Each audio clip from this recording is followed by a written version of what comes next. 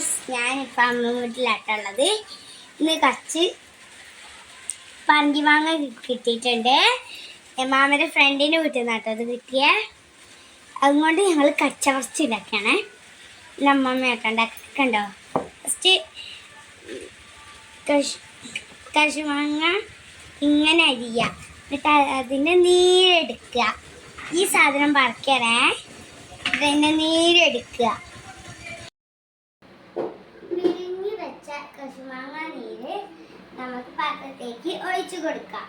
ഇനി അത് നല്ലോണം നമുക്ക് ഇളക്കി കൊടുക്കാം.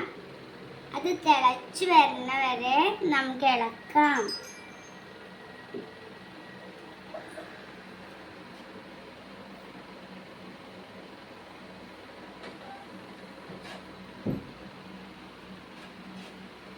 നമുക്ക് കുറുകി വന്ന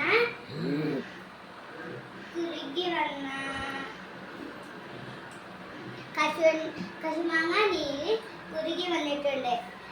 അപ്പോൾ നമുക്ക് ശർക്കര പാനി ഇതിലേക്ക് ഒഴിച്ചു കൊടുക്കാം.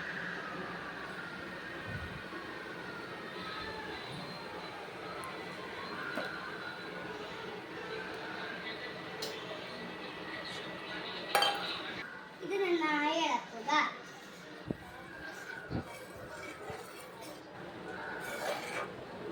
ഇത് ഈ കുറുകിയ കശുമാങ്ങയും പിന്നെ കശുമാങ്ങ നീര് കുറുകിയിട്ടുണ്ട്. നമുക്ക് അതിലേക്ക് അണ്ടിപ്പരിപ്പും അരി വറുത്തതും നമുക്ക് ഇട്ട് കൊടുക്കാം.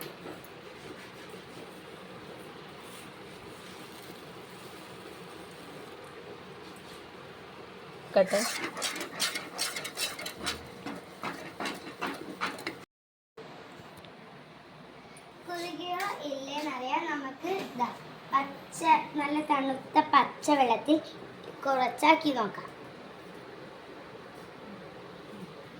ഇത് കലങ്ങാതെ പൊന്തി നിന്നാൽ ഇതായി. ഇതിപ്പം ആയിട്ടില്ല. അടുത്ത നമുക്ക് ഇത് കട്ടിയായി വന്നണ്ടേ.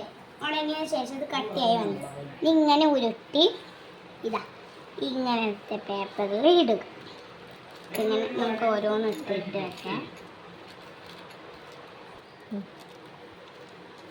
മുട്ടായി ആക്കണ പോലെ ഇനി നമുക്ക് ഇതാക്കാം.